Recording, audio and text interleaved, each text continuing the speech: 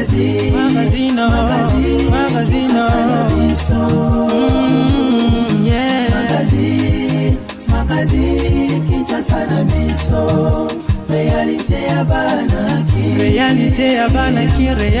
ya bana kino.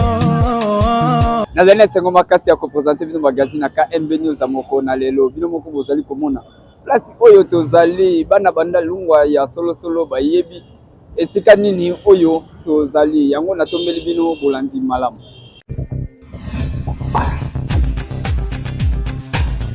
Chef de l'État Félix Antoine Tshisekedi Tshilombo a président qui réunion ya conseil des ministres kasi ezalaki na ba ministre ndambo oyo baponamaki ebele masolo ebetamaki konserandi na yango tozo yango na commentaire oyo ya Beverly et ya les ningeni ministre de la communication azali porte-parole au gouvernement à lobby. Le premier point, c'était sa communication. Réunion restreinte oyo ya gouvernement et sangisaki premier ministre GDT Soumenoa na dizaine ya ba ministre sectoriel oyo esalemaki kuna na cité ya Union africaine esika nini ezalaki présidé et pas ya chef de l'État Félix Antoine Tshisekedi Tshilombo esengeli koyeba ete ezalaki question ya kotala maimatali situation sécuritaire ya partie est ya République démocratique du Congo pe kotala maimatali situation économique pe humanitaire ya ngonde ezalaki abordé au cours ya conseil restreint oyo ezalaki présidé et pas ya chef de l'État Félix Antoine Tshisekedi Tshilombo. Chef de l'État apesaki ba orientation claire na maimatali mosala oyo esengeli kosalema et pas ya ba membre ya gouvernement JDT Souminwa pe ba action concrète oyo esengeli esalema na yango ministre ya communication pe porte-parole ya gouvernement Patrick Muyaya apesi compte rendu le message oyo. Le premier point, c'était sa communication. Et les deuxièmes points concernaient la prorogation de l'état de siège. Et donc, sur ces deuxièmes points, le Conseil de ministres, donc la réunion restreinte dont les décisions engagent le gouvernement, a adopté le projet d'ordonnance loi portant prorogation de l'état de siège qui entre en vigueur à partir du 9 août 2024. Le seul et unique point abordé par le président de la République dans sa communication concernait les mesures à prendre pour l'amélioration du pouvoir d'achat des Congolais. Vous savez qu'en 7 conseils de ministres, le président de la République a eu l'occasion à 2 reprises de s'exprimer sur le sujet. Au dernier conseil de ministres, il avait donné l'exemple du prix du pistolet qui a doublé et des instructions fermes ont été données à la première ministre pour qu'elle s'assure qu'au niveau de la commission ECOFIN et reconstruction du gouvernement, que des mesures soient envisagées. Et donc, aujourd'hui, nous avons abordé les premières mesures qui ont été prises au niveau du ministère de l'économie nationale, qui concernent essentiellement les mesures à prendre pour la baisse de prix des denrées de première nécessité. Donc, les denrées principales ont été identifiées, des mesures ont été proposées, notamment en termes des réductions de certains droits et taxes et redevances, mais aussi en termes de tracasserie qui peut y avoir, des difficultés des transports. Nous avons eu en 3 heures du temps l'occasion de faire le tour complet des mesures qui sont envisagées et les ministres, le vice-premier ministre, ministre de l'économie ainsi que les ministres des finances ont été appelés à harmoniser les vues pour qu'au conseil de ministres de vendredi nous puissions adopter formellement ces mesures qui pourront être annoncées très rapidement dès que le conseil de ministres se terminera. Ici, la volonté du président de la République, c'est que très rapidement, les Congolais puissent être en mesure de voir les conséquences des mesures qui ont été prises en achetant des prix des denrées qui ont été ciblées à des prix réduits. 221 personnes oyo basalaki des ordres kuna na kati ya palais du peuple basalaki présenté bongo pa ya général Blaise Kilimbalimba ba détail na commentaire oyo 221 personnes oyo bozali komona bangonde bato oyo babundaki mokolo ya mardi kuna na palais du peuple ezalaki na ntango oyo ba candidat oyo bayaki kotika ba candidature na bango kuna pona ba élection ya bureau définitif ya Sénat bitumba oyo ebundamaki entre ba pro Kabuya na ba anti Kabuya bango oyo bazalaki bongo na nombre ya 221 oyo bazali présenté na la police ya ville ya Kinshasa oyo ezali dirigé et pas ya général Blaise Kilimbalimba et bongo général Blaise Kilimbalimba na tango ye azwaki maloba alobaki ete palais du peuple ekozala sécurisé mokolo ya samedi jour ya élection yeba ete soki ozali na invitation te ozali na yo pe moto oyo akoki ko voter te kotia na yo lokolo kuna te po bato nyonso to oyo bakotia teti yo oyo ozali na invitation te oyebi na kokoma na palais du peuple yeba ete okokangama na yo sans kutu moto alandela yo ba caméra de surveillance ekozala wana natina ya ko sécuriser palais du peuple. Le commissariat provincial profite de cette occasion pour demander aux Kinoises et Kinois de ne pas, si vous n'êtes pas invité, de ne pas vous transporter ou vous amener à l'hémicycle du Palais du Peuple. Cet hémicycle est sécurisé. Et demain, elle sera encore hautement sécurisée. Ne peut y arriver que la personne qui a une invitation ou la personne qui va aller voter ou le personnel administratif de l'hémicycle. Vous n'êtes pas concerné. Empêchez-vous de vous y rendre parce que vous pouvez croire que vous n'êtes pas identifié, mais désormais nous opérons avec des caméras de surveillance. Vous arrivez là-bas, on vous visualise, on va vous chercher partout, même chez vous à la maison. C'est comme ces gens ici, on les a appréhendés chez eux, après avoir fait leur déplacement de l'hémicycle. Merci beaucoup. Corneille Nangaa azali condamné à mort. Zalaki décision bongo ezomaki mokolo ya lelo na cour militaire ya République démocratique du Congo kuna na commune ya Gombe. Ces agents ont entretenu des intelligences avec une puissance étrangère. Azali condamné à mort nani wana Corneille Nangaa oyo azali coordonnateur ya AFC oyo ezali bongo ba allié ya ba M23 bato oyo bazali koseme nungu kuna na partie est ya République démocratique du Congo. Corneille Nangaa mokolo ya jeudi cour militaire ya Kinshasa Gombe et condamné à mort azali reconnu coupable ya ba crime de guerre oyo ezali kosalema na partie est ya République démocratique du Congo, trahison, participation ya mouvement insurrectionnel. Cour militaire et souligné que rôle naye lokola chef ya hiérarchie ya ba activité criminelle kuna na partie est. Ezalaki bongo mokolo ya lelo jeudi 8 août 2024 nde bakatelaki ye etumbu oyo ya condamné à mort.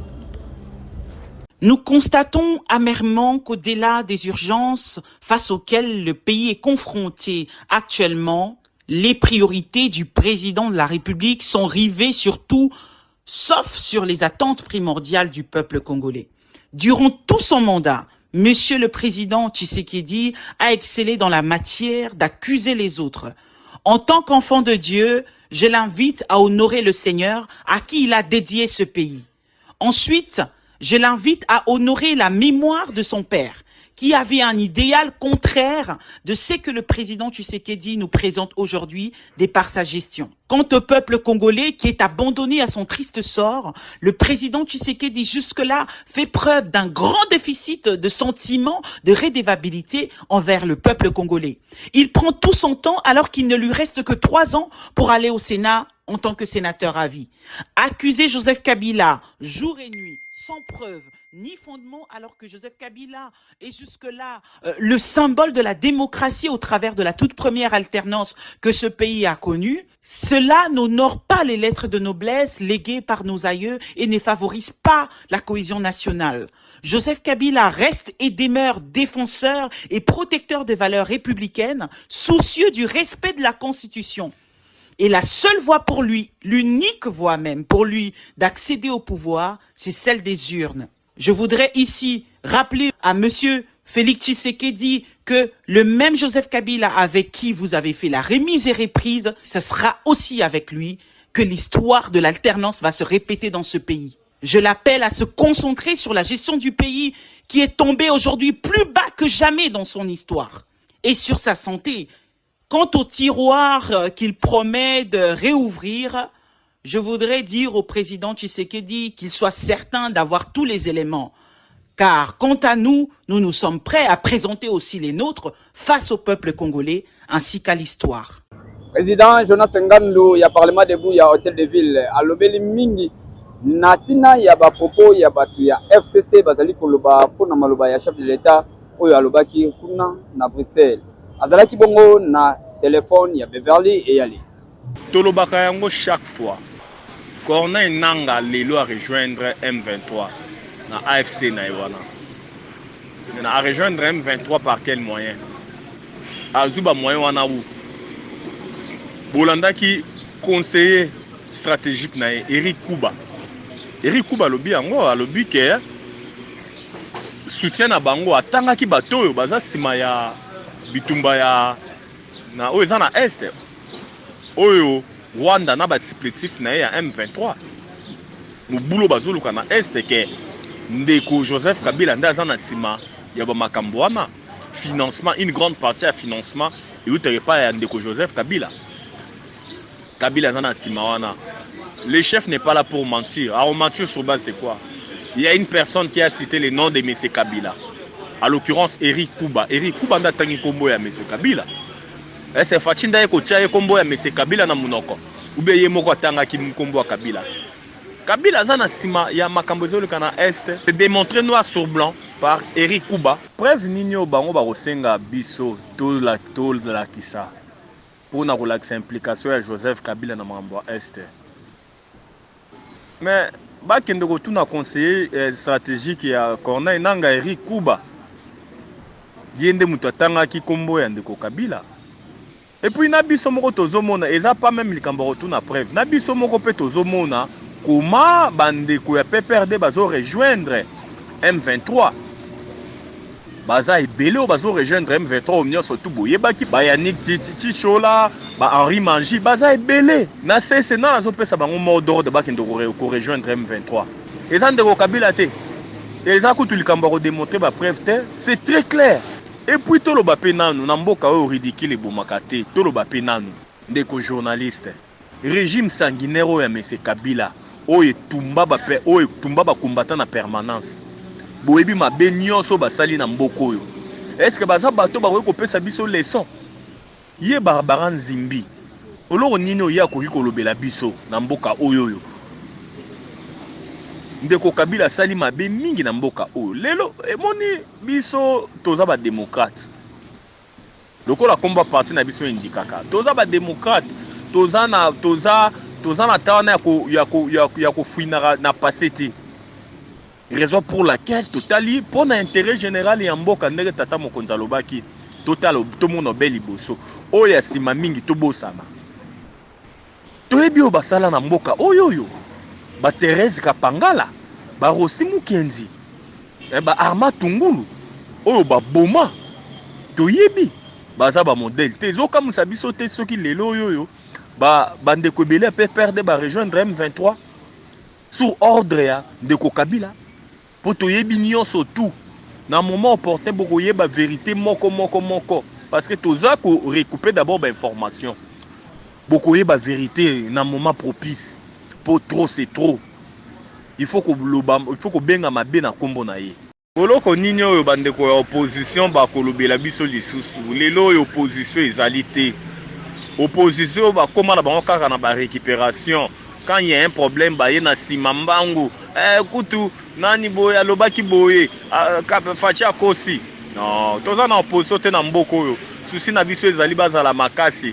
Batika ba récupération na makambo etali justice batika ba créer ba action oyoyo et ko banda ko lakisa esika oyoyo pouvoir zo travailler mabe nous tous en poste opposition à la républicaine et à l'opposition mon côté oyo même esika oyo ezali pembe bango ba lobité ezali moindo non tolingi bongo te bapesa makanisi na bango pona avancement ya mboka.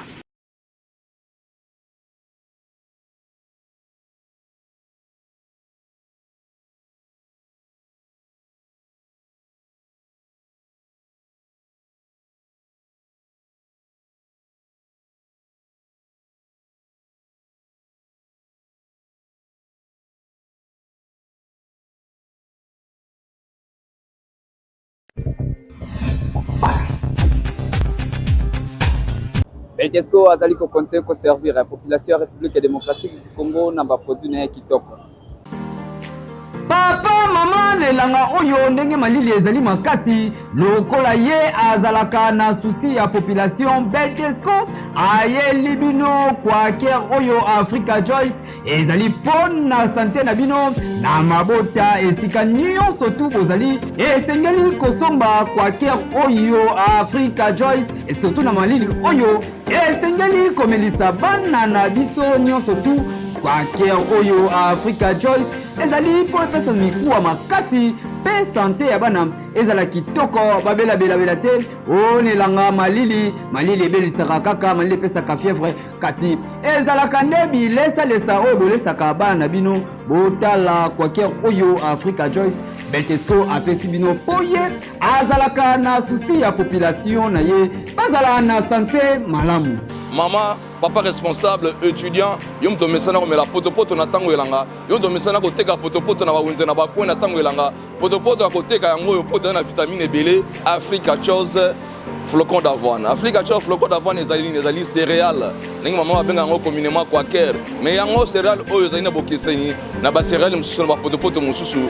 Teka potopoto oyo yo maman responsable, yo moteki yo mosombi yo chayer, en tout cas aux ala de cité. Biso Beltesco to ka pa ina bino, ko tai sabino ke basaka mbongo pona ko gagner, pona ko lamba potopoto kitoko et sengo sala ka potopoto oyo abengi Africa Chose Beltesco ezali original, ezali bio na bio. Otuninga okozwa yango wapi papa mama yaya tala kaka na kwena bino okomona bazali koteka kwa ker Africa Joyce oyo esengeli okanga soki osombi yango mpona koyeba yango malamu esengeli otala malamu logo oyo ya Beltesco soki ezali na yango te seke wana ezali Africa Joyce te kwa ker oyo esengeli komela ezali Africa Joyce ya Beltesco. Yebela deja pona santé malili eleki makasi mwana mama kimambangu sombaka deja pona libota na yo palia kitoko.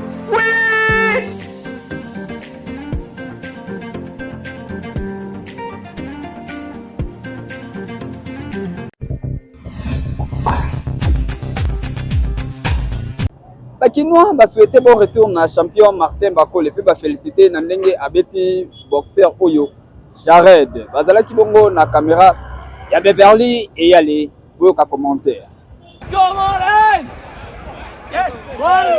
Mwana mboka Martin Bakole oyo autaki kobeta Jared Anderson oyo azali américain kuna na kati ya mboka na yebe botu oyo Jared ayebaki na kozwa na kanda ya mare nyonso ezali koleka na partie este ya République démocratique du Congo.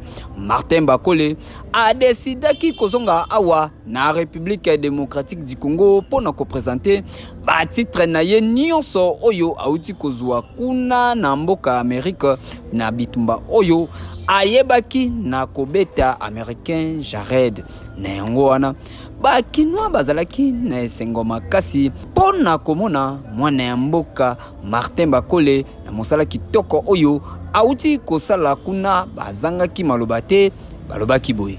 Félicitations pénales à Martin Bakole, un grand boxeur na biso ya Congo, nenga beti américain. Donc te féliciter makasi kolikadon. Na habité le to remercier donc na habité.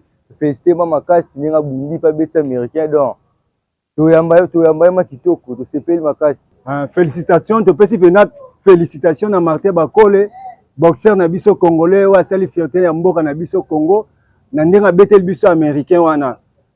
Linko la sekwana eza extrait ya kanda oyo toza nango pona guerre oyo ezo passer na est, une guerre là qui est injuste.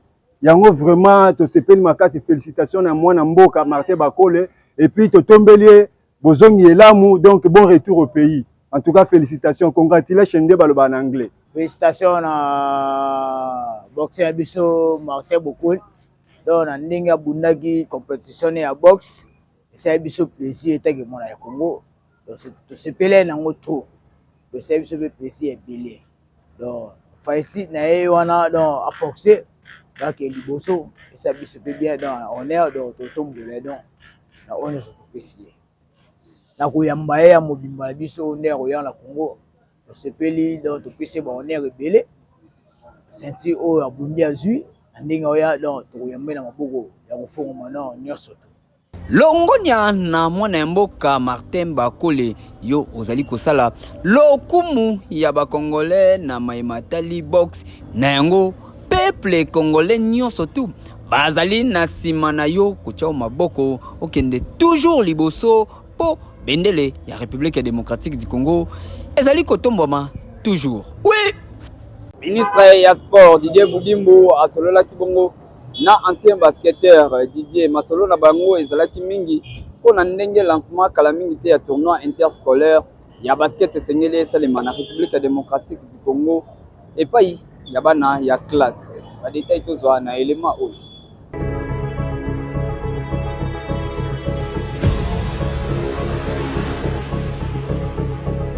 Basketteur belgo-congolais Didier Mbenga oyo ayaki awa na République démocratique du Congo esika nini akutanaki na ministre ya sport Didier Boudimbo babetaki masolo ebele natina ya maimatali sport oyo basket awa na République démocratique du Congo. Na message na ye ayaki na projet oyo ezali mingi po na phase exécutive ya basket awa na kati ya bana ya kelasi ya République démocratique du Congo. Tournoi interscolaire esengeli esalema pona lokumu ya sport ya République démocratique du Congo. Esengeli koyeba ete Didier Mbenga azali moto oyo a travaillé mingi kuna na mboka ya Belgique nde aye kocha maboko na mematali sport awa na République démocratique du Congo. Ministre Didier Boudimbo amemaki epai ya ministre ya éducation nationale pona maimatali organisation ya activité oyo. D'abord, je tiens à remercier Madame la Ministre de m'avoir donné cette opportunité, de m'avoir reçu. Les choses étaient centrées tout autour de tournoi interscolaire. C'est un projet dont on a travaillé il y a 2-3 ans. Maintenant, c'est l'étape de concrétisation. Donc, je suis venu voir l'équipe de droit. J'ai vu d'abord le ministre du Sport qui m'a accompagné pour voir la ministre. Et voilà, c'était ça l'objet de... je ne pourrais pas le dire maintenant, mais c'est juste qu'on a parlé. Et là, on va commencer, le travail commence maintenant. Et elle était très contente parce que je suis venu ici en tant que qualité d'ambassadeur du sport. Donc, elle était très contente, vraiment, parce que j'ai trouvé déjà, c'était dans la même idée, et le ministère du Sport. Donc, je n'ai plus qu'à apporter ma petite pierre et voilà. Donc, je trouvais déjà, il y avait un travail qui était déjà fait. Et c'est que moi, à chaque porte, voilà, donc on va travailler ensemble et ça sera pour le bénéfice de nos enfants. TikTok ya mokona lelo yango Beverly et yale apesi biso.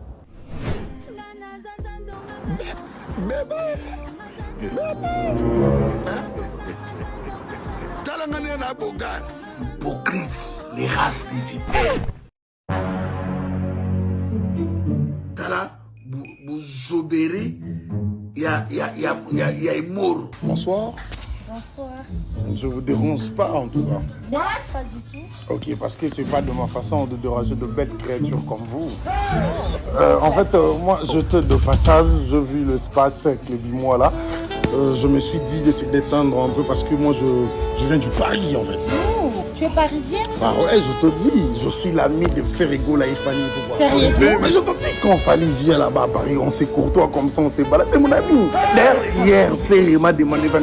J'ai dit non, toi tu demandes trop, je dois donner aujourd'hui à Fanny. Attends, j'ai rien compris. Désolé, j'ai reçu un appel.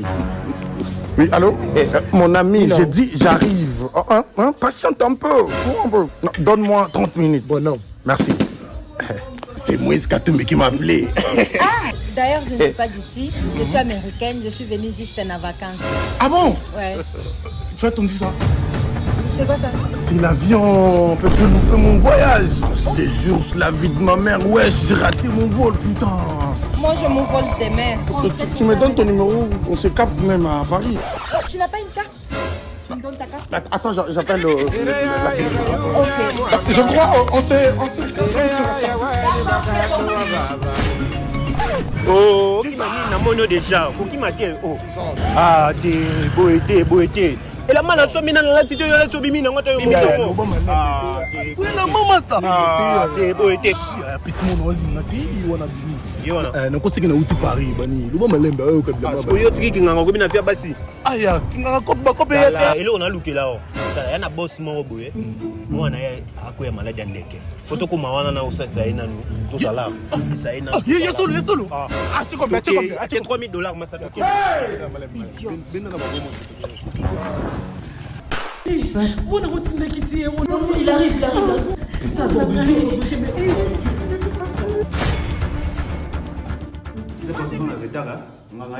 mais monsieur, vas-y. Monsieur, tu es venu ici pour contrôler ma famille ou bien quoi? Fais ton boulot. C'est bon, c'est ça qu'on a besoin ADN. Tu es où? Tu vas faire ton boulot. Maman, attends, quand on faut que nous papa, ah, ouais, mais fini, mon ressomme de bombier. Papa, fais ton boulot, je vais te payer. C'est quoi ça? Bon, boss, je crois éviter des gens déjà c'est pas les gars, mais 100 millions par hôtel. Il faut quoi, de l'eau? Oui. Moussiga! Attends, amène de l'eau!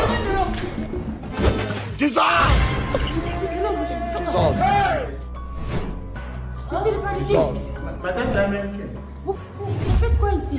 Qu'est-ce qui se passe? Non, mais c'est pas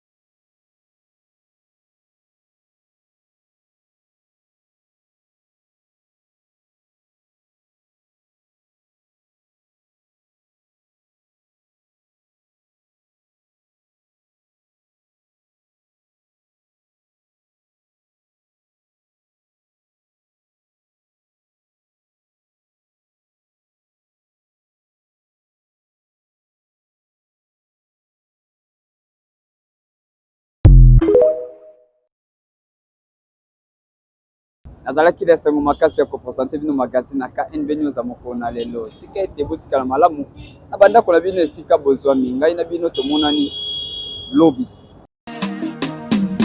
Magazine